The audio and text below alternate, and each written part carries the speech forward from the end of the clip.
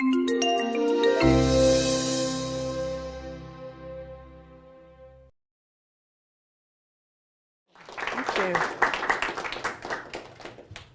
you very much. It's a pleasure to be here, so thank you for the invitation. As Jan was saying, I'm a sociologist at Goldsmiths. I'm interested in citizenship and gender and technology and invention, which is very much what this book is all about. So I'm going to tell you a little bit about the research project that underpins this new publication. And it's ostensibly about Victorian engineering, the history of patenting and radical feminist cultures of invention. But I'm here to do what pretty much is a bit of cycling, sewing and suffrage storytelling. So my research tells the story of inventors who helped to shape the landscape in which women could move in new ways, independently, unchaperoned in public space, who embraced a plethora of new technologies such as the bicycle, the sewing machine, new waterproof and woolen fabrics, and a range of new media, and who pushed at the parameters of established forms of gendered citizenship. And all of this, I believe, and I will argue, can be told through the history of cyclewear. But first of all, why am I looking at cyclewear in the first place? Why does cyclewear matter? Can I find out who's a cyclist here? Oh, okay, quite a lot of you. Terrific, okay. So initially the idea for this came from an amazing postdoc that I'd been doing, where I was studying contemporary cycling research, and it was about the cultures of cycling. I was looking at 4 different field sites around the UK with Rachel Aldred and her great project, exploring in some cases why cycle rates in some places in the UK were much higher than others. It involved a whole mixed methods approach of ethnography and a lot of interviews. But I was really struck by how unprovoked, please come in, how unprovoked cyclists would often talk about what they would wear to cycle and the effect this had on other users. In some circumstances, looking like a proper cyclist enabled people to carve out cycling identities and kind of legitimise a space on the road. And in others, and women were particularly articulate about this, it being visibly identifiable as a cyclist sometimes resulted in unwelcome responses from other road users. And people also seem to identify with this struggle to find appropriate clothing that fitted on the bike and also for when you arrived at your destination.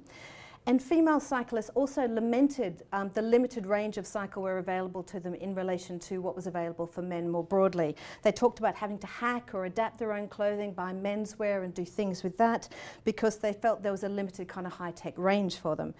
And at the time also, the media was starting to identify a particular type of dressed cyclist, the lycra lout. And here, a seemingly appropriate technical materiality for cycling, lycra was becoming shorthand for kind of an antisocial form of mobility. So clearly what cyclists wore mattered, and it mattered a lot. So I began to ask, why does cyclewear matter? Where do these anxieties come from? And what can we learn about what we wear to cycle today from learning more about what we've worn in the past? So my research focuses on a very small period of history, 1895 to 1899. It was a radical intersection of new technology and social and cultural change. And it was when the bicycle boom swept through this country.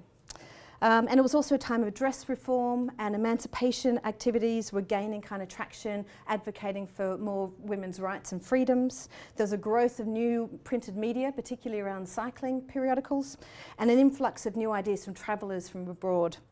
So I've been looking particularly at what early cyclists wore to ride bikes. And cyclewear really provides an interesting lens, I think, into society. So as a sociologist, I consider clothing as a device that reflects and also produces social, cultural and political worlds. And clothing is not just something that covers or protects bodies, but thinking of it as a technology that enables and constrains different forms of mobility. And in the 1890s, clothing was a critical means through which bodies are made to fit, both physically and also ideologically, with changing ideas about being in and moving through public space and attaching to all these new and exciting technologies. And some bodies fitted much easier with these new technologies, and some bodies had to be made to fit. So I've been focusing particularly on middle and upper class women because they were at the cutting edge of fashion, they had money to embrace new technology as well as the leisure time to enjoy it. They had exposure to media and ideas from around the world and the social and cultural capital to push back against conventional social codes and norms. So what was happening in the 1890s? I'm going to set the scene a little bit with a letter. It was written in 1897 by Kitty J. Buckman to a friend of hers about her cycling experiences. And she writes this, she says, "Minnie says Oxford is the most begotted place in the kingdom. It certainly cannot be worse to ride in Oxford than in London, especially London suburbs. It's awful. One wants nerves of iron. The shouts and the yells of children deafen one. The women shriek with laughter or groan and hiss, and all sorts of remarks are shouted, occasionally some not fit for publication. One needs to be very brave to stand all that, and it makes one feel mad, and one's idea of humanity at large sink to a very low standard." So, Kitty clearly loves cycling, and there's lots of letters between her and her friends about how much they loved it. But the fact that she says it took nerves of iron to ride, it clearly wasn't always a relaxing or safe pastime in late 19th century Britain. Rather, as evoked by these letters, it was fraught with verbal and sometimes even physical assault from general public in some places. So why was this? Why did mobile women get treated in this way? What were they doing and wearing to elicit such social violence? And how and in what ways did they respond? So both men and women really enthusiastically took to cycling, but they both had very different experiences in the 1890s. It was considerably easier for upper class men initially because their bodies and society's understandings about masculine mobility and their clothing meant they fitted with the bicycle much more easily.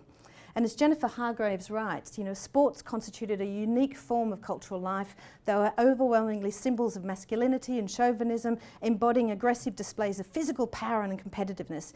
In the 19th century, there was no question that sports were the natural domain of men, and to be good at them was essentially masculine. And the popularity of cycling and cycle racing in particular really helped to shape kind of men's attachment to cycling as well as their cycle wear, reinforcing its masculine appeal. And cutting-edge designs for racing bikes also trickled down into the consumer market, so men were much more easily to adopt a confident, high-tech cycling consumer right from the start. And a slew of popular periodicals such as these, The Hub and The Wheeler, were very quick to respond to this popular interest, and they regularly published details of all the racing events and showcased winners in collectible kind of commemorative posters like this. So you can see kind of a discourse of heroism were embedded in these accounts that powerfully linked masculinity and cycling. We see language such as speed and agility and performance, champion, professional and skill. And you can see also men's clothing wasn't terribly much of an issue here either. They were much more easily able to discard things that were seen as kind of problematic on a bicycle, to the point where there's not much even happening there. And to the left you can see almost a prelude to kind of cycling skin suits even happening over 110 years ago. So women in cycling. Women too found cycling incredibly exciting, and we can probably barely imagine the unparalleled sense of kind of excitement and freedom and independence that would have come from cycling at that time for them. However, their bodies and dress and mobile engagement with public space were much more complicated. Up until the mid-1880s, middle and upper class women's bodies in Victorian society were defined by the moral responsibility of reproduction and deeply rooted in kind of one place, being the home. Exercise was deemed unnecessary, unhealthy even, and even detrimental to her matrimonial duties, given her main purpose was the caring and bearing of children. And fashions may not have been always as complicated as this French visiting dress, but they ostensibly reinforced many of these beliefs about women's role in society. They comprised up to 7 pounds of heavy petticoats, long floor-length skirts, tightly laced corsets, blouses, jackets, veils, hats, gloves, and much more.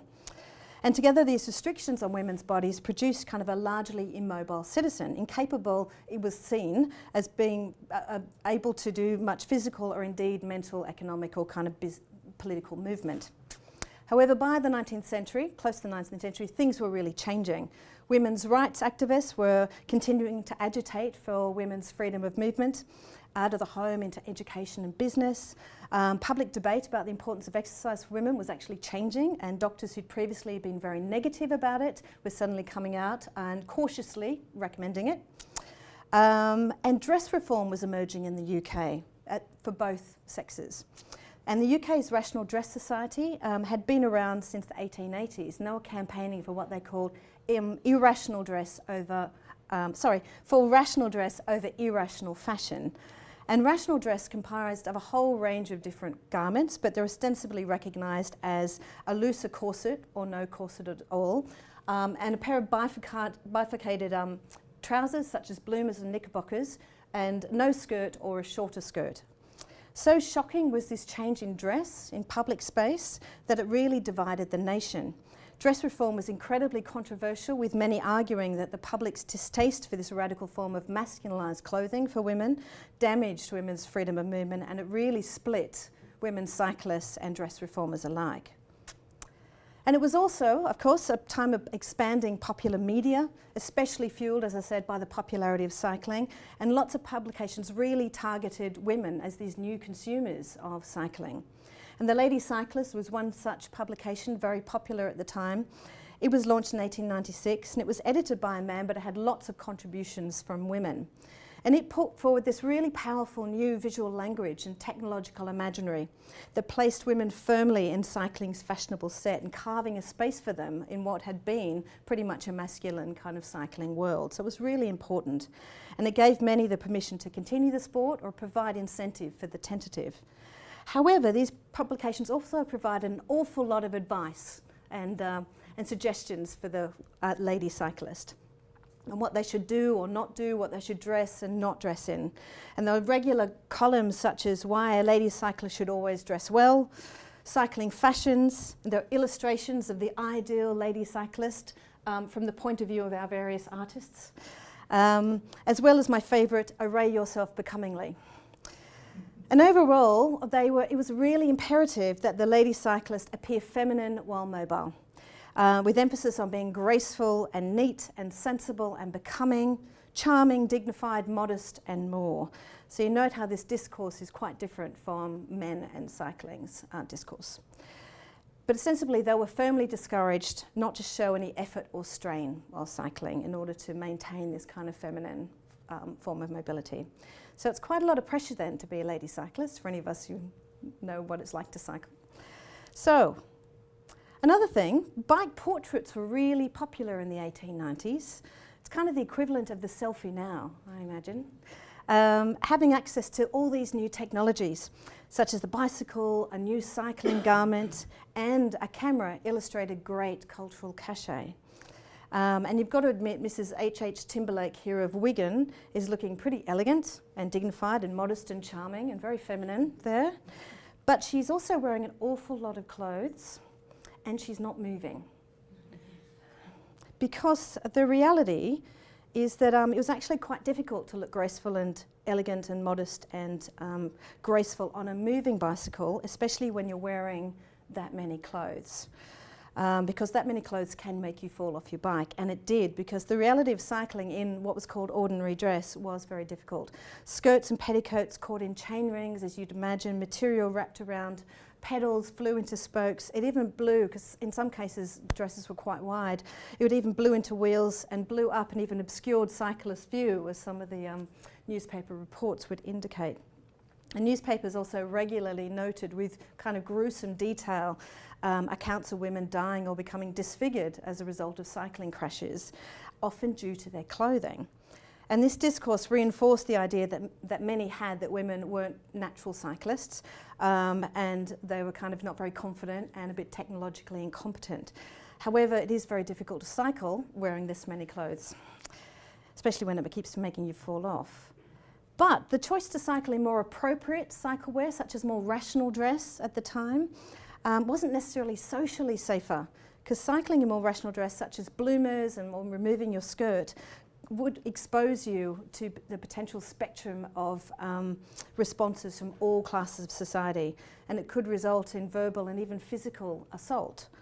Cyclists were harassed in the street, they were subjected to rocks and sticks and incredibly rude remarks, they were denied entry into places, and they were gossiped about. Kind of imagine just kind of how difficult it would have been to kind of get out there and cycle when you knew that was going to happen in different places. So one of the reasons that women cyclists in cyclewear elicited such responses is that they were seen by some to be encroaching on what had previously been men's lifestyles and privileges. Society feared women getting out alone, unchaperoned, moving at speed, and in some cases even smoking, the fact that it would lead women into these potentially kind of bad behaviours and pursuits. And lady cyclists were a favourite topic for discussion and debate in the media, and lots of poems and diatribes and cartoons really used this in order to kind of generate discussion and debate and audiences.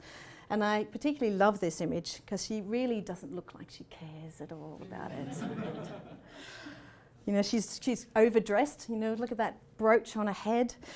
She's not clearly particularly good at cycling. You know, she just runs someone off the road. She's unchaperoned, she's smoking, and she's clearly a danger to others, but she's just keep on going with it. And clearly this cartoon is kind of mocking a lot of these fears, but most threatening to some parts of society was the fact that women were out there, they were carving out new feminine modes of mobility, they were unchaperoned, they were moving at speed at different times and in different places than ever before. And cycling, therefore, for some was emblematic of women rejecting their natural roles at home, the caring and bearing of children, the caring and bearing of others, and their actions potentially threatened the very kind of continuity of humanity. This is how kind of intense the conversation was going. What's going to happen if women are out there cycling and not helping to produce healthy offspring? So it really polarised society. Female body on a bicycle, how it moved, how it was dressed, swiftly became a site of intense public debate about the broader role of women in society. And as a result, you had to be quite brave in some places to get out there and go riding. However, fortunately, nothing was going to stop quite a lot of women from cycling after that experience, you know, the unparalleled excitement of it. And there are many ways that women responded to what had become known as the dress problem. Some braved ordinary fashion on their bicycles and just suffered whatever kind of crashes might happen. Some wore rational dress, like Kitty and her friends, and braved the social response. Some elicited site-specific strategies, which involved wearing one garment for city riding and then changing into something more appropriate for proper riding when nobody could really see you. And others responded inventively through the dress itself. And this is what I've been particularly interested in. And I don't know if anyone knows of Rosika Parker's great book, The Subversive Stitch. It relates to women's engagement in the art of embroidery, but I think it really relates to sewing as well, because she says, the art of embroidery has been the means of educating women into the feminine ideal and of proving they've attained it, but it has also provided a weapon of resistance to the constraints of femininity. So what I discovered in doing quite a lot of archival research about this period of time is that quite a number of these pioneering women who really wanted to cycle and wanted to respond through the dress itself used all the tools and the skills and the networks at their disposal to redefine the parameters of femininity through their clothing.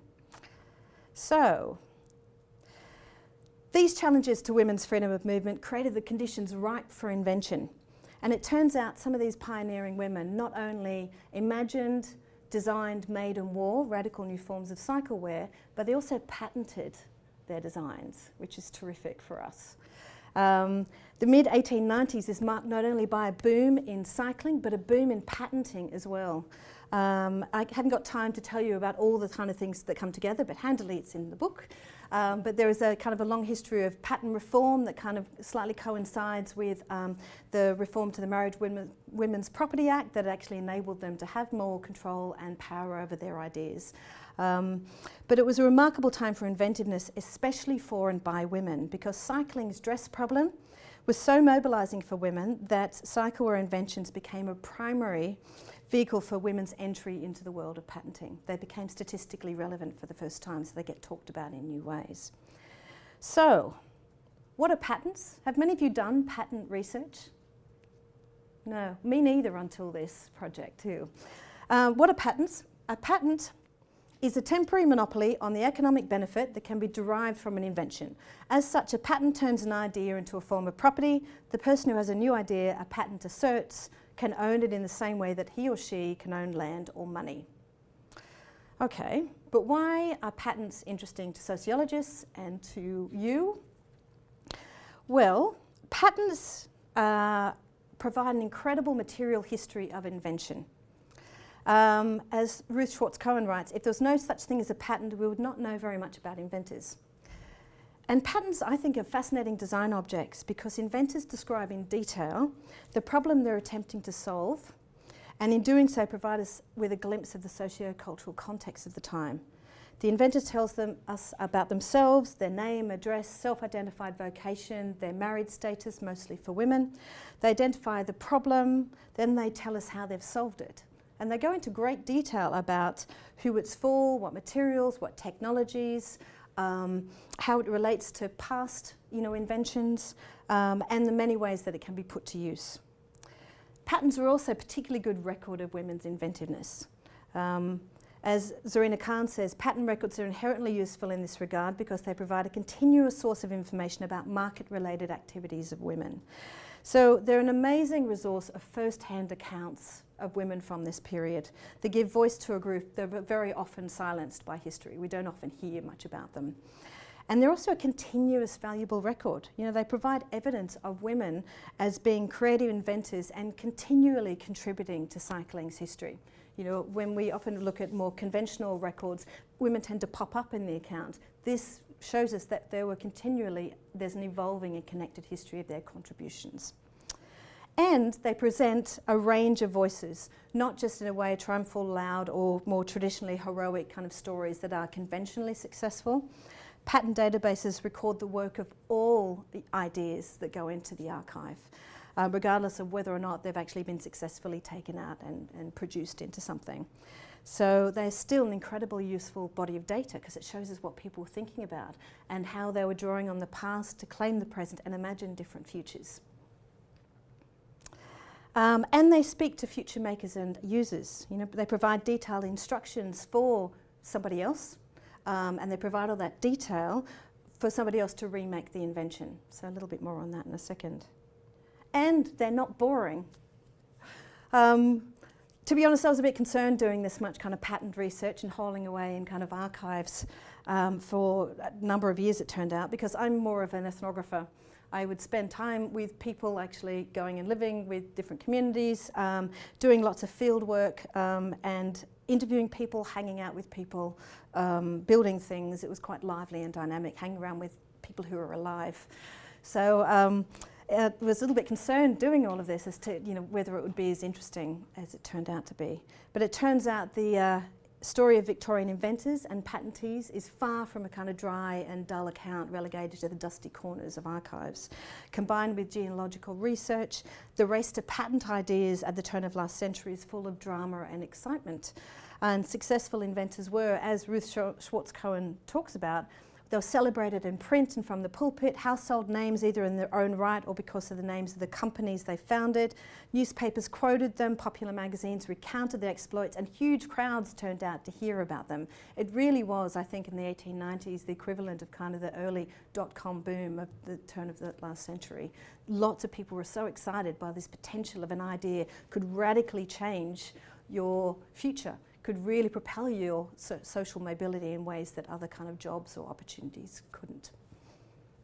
So, and also look at the books I get to hang out with. They're enormous. I should have had my hand in there for scale, but they really were huge. And invariably, they're filled with, well, the dust of 1890s. I would leave kind of wearing, embodied with kind of materiality, and I fear probably leaving some of myself in it as well. That's another talk. But I've been particularly influenced by a feminist turn in the archives to see not only what is present in the archives, but also what is absent, and kind of critically consider the politics that shape collections. So as Anne Stoller, has written, this involves a move from the archive as a source to archive as a subject. And she talks about archiving as a process and thinking about it as a thing. And likewise, Kate Eichhorn's work is really interesting about archives because she says it's not so much a turn to the past, but another way to understand the present.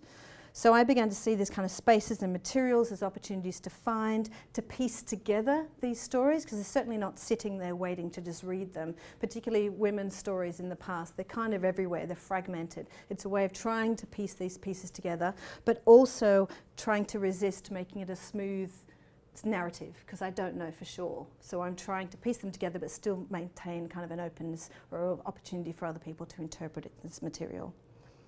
So, what were they inventing? Looking across these patterns, a central aim becomes clear, and it's quite ambitious. They aim to create garments that did two things, that operated as a successful form of cycle wear, while still giving the appearance of an ordinary skirt. So they're trying to make something that does both things. And you can see this is just a few cutouts for a number of different patterns. You know, it will have the appearance of an ordinary walking skirt. My invention relates to improvements in ladies' skirts that will render them equally adaptable for cyclists and be indistinguishable. They're trying to really ambitiously do two things in one. And there are a number of ways that they did this, and I've identified 5 themes. Inventive solution number 1, attach women to their clothing. Inventors used a whole array of straps and buckles and even metal belts and a whole range of chains as well to prevent a skirt from flapping and flying about, which was the problem. And funny enough, more male inventors thought this was a better idea than the female inventors. Women were more about taking the stuff away rather than, you know, adding more things on there. Inventive solution number 2, tailor the skirt to fit the bike. So this cut some of the bulk of the skirt and the kind of layers of petticoats which were flapping around. And the aim was to fit the skirt over both sides of the back wheel without going into it, which is what this image is showing there. But when you moved away from your bicycle, it was indiscernible that you were wearing cycle wear. So it limited some of the potential for crashes, but the skirt was still flapping quite close to that back wheel, and there are a lot of critics of this particular invention. Inventive solution number 3 is what I call built-in bifurcation. So you might love your bloomers, you might be very keen on them, but maybe you didn't want anyone else to see them. So perhaps you were committed to rational dress and women's suffrage, but you weren't so keen on having things thrown at you in public. So you wore them, but you kept them hidden by a skirt. So there are a number of different ideas that had bloomers sewn into them, replacing the petticoats. So it removed a lot of those layers, and if your skirt did fly up, then you're still kind of covered. Inventive solution number 4 is what I technically call the really big bloomers. They look like a skirt. They're so big, as you can see. Kind of hid the fact that you've got bifurcation going on there, and hid your independently moving legs to a degree, but still freed your legs to pedal and kept the loose material in check. And I really like these, and I've made a number of pairs of these, and they're phenomenal for snacks, and cyclists really like their snacks. You can get a lot of pockets happening in there with a lot of food without anyone knowing. Inventive solution number 5, convertible costumes. Now, these garments really ambitiously aimed for both respectable fashion, urban streetwear, and cycle wear. So the inventors engineered deliberately concealed technological systems into their skirts. Using pulley systems and gathering devices and cords and buttons and loops and other mechanisms into the seams and hems and waistbands that enabled wearers to secretly switch from modal identities, from perambulant walking to cycling when they needed. And this is the theme I became very struck by. And more women than men really took to this, and this was the biggest theme out of all of those. So what do we do next? I really want to see these things in action. Like, how do they work? How were they made? How were they repaired? Did they work at all? So I've been around so many of the museums and galleries in the UK looking at Victorian sportswear. And I don't know if anyone's done this, but it's amazing. You go into museums and galleries and they have such an amazing collection of Victorian garments as well as other things. And curators are really keen to bring them up out of the archive because they're not all on show, and to provide them to you to explore and engage with. And there's lots. For me, there was yachting and horse riding and gymnastics and swimming and golfing and walking and all sorts of things, but no convertible cycle outfits. So I haven't found yet any evidence of these, even though I will show an example to show very clearly that quite a number of them were made, successful and distributed and worn by people. So why aren't they available, considering lots of other things are? Well, you talk to curators and think about this for a while. Cycle wear gets worn out. I don't know how many of you think about your old cycling necks and think the National Gallery needs them. Probably not. So inventions also were hidden in plain sight. One of the kind of purposes of them was that no one knew about it unless you were transforming them.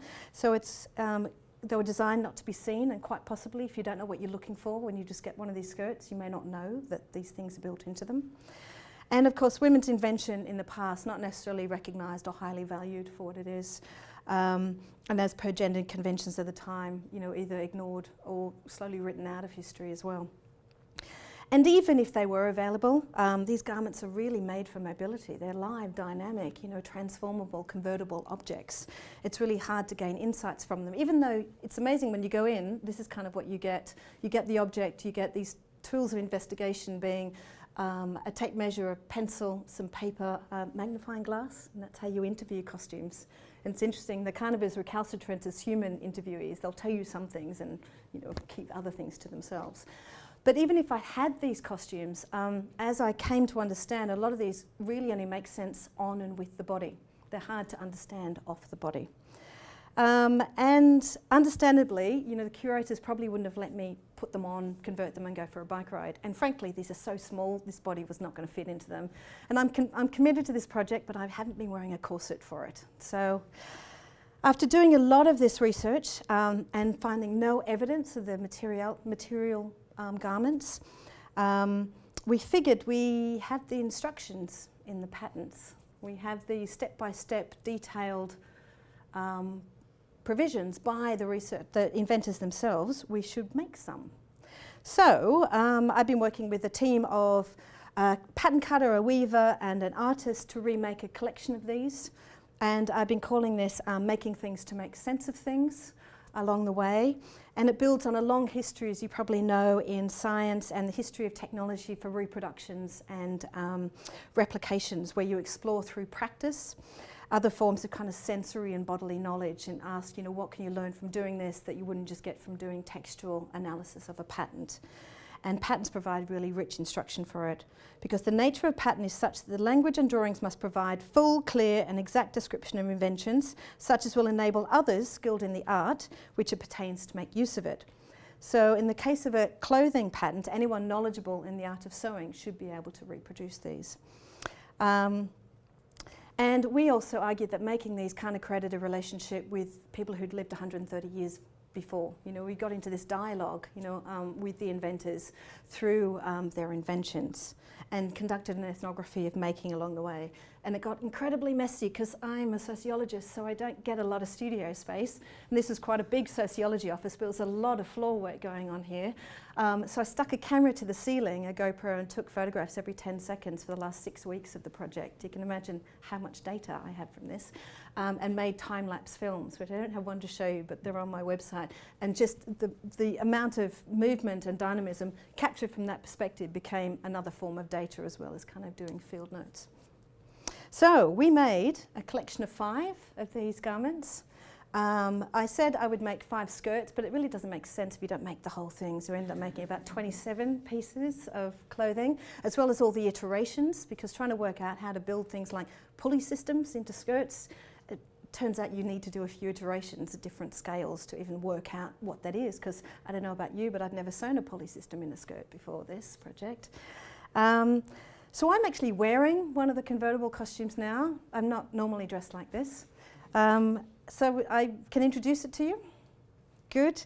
I'm wearing a patented convertible Victorian cycling costume that was designed by Alice Bygrave, a dressmaker of Brixton in 1895.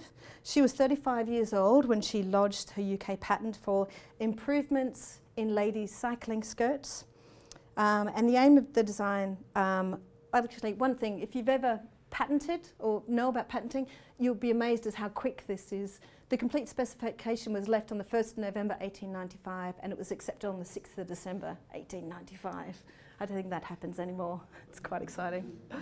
The aim of her design was to provide a skirt that was proper for wear when either on or off the machine. So she's trying to do this ambitious thing. Look like you're in reputable and respectable streetwear, and then convert it into cycle wear and able to convert it back again.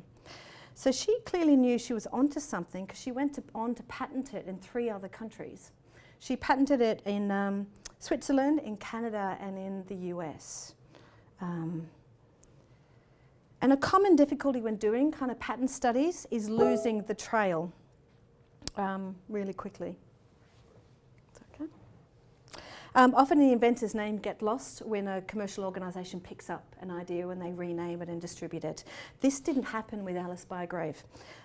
Jaeger, the British fashion house, picked up this patent, clearly recognised the value of it, and proceeded to distribute the design under her name, the Bygrave convertible skirt, which is obviously really good for us in tracing this. And ads and editorial in popular cycling magazines and newspapers and periodicals started to appear. The Bygrave convertible skirt was quite a hit. It captured a nation's imagination. It was regularly demonstrated at all the big cycling shows. Lots of reviews were written about it in not only the cycling kind of magazines, but also in much kind of bigger, broader kind of newspapers.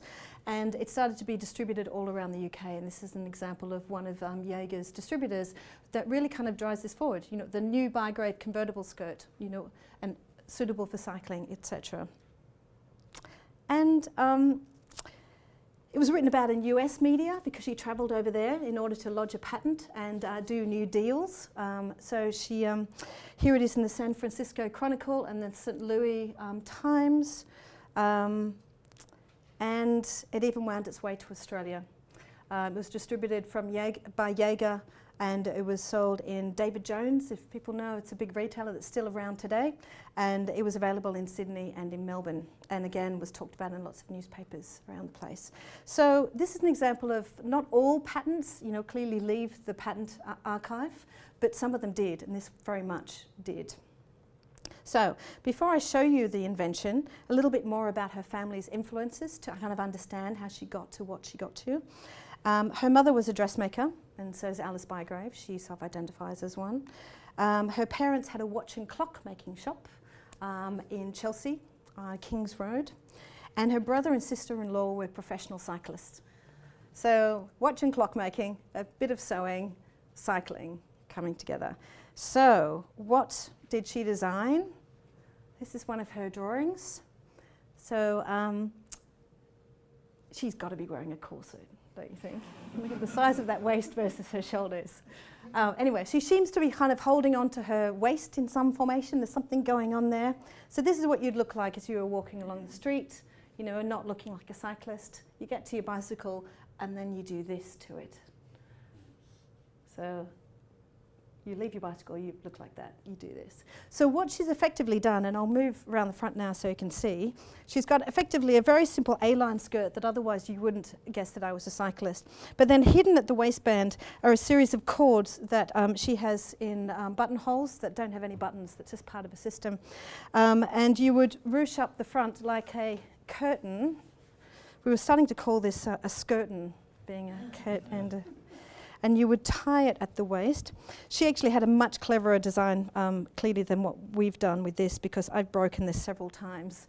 It adds a new level of potential malfunction to a talk when you can ruin your dress as well as your PowerPoint.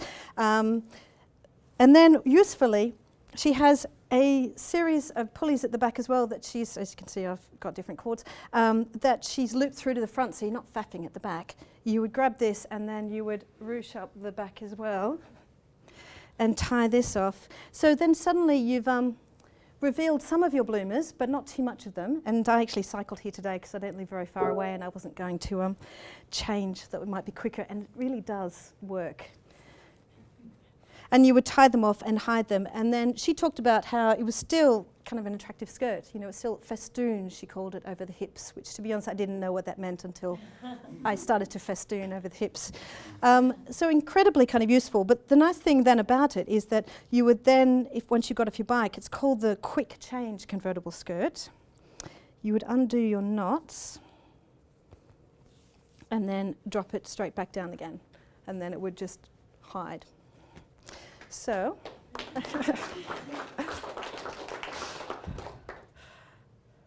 and I think what this research really highlights is the role of women as engineers and as designers and as kind of feminist inventors. You know, these stories really add new layers and textures to cycling history. They depict women as critically engaged creative citizens actively driving social and technical change. And this is really important because with few exceptions, women are mostly framed as being kind of passive or ornamental bystanders, caught up in waves of technical change, symbols of social upheaval, not catalysts of it.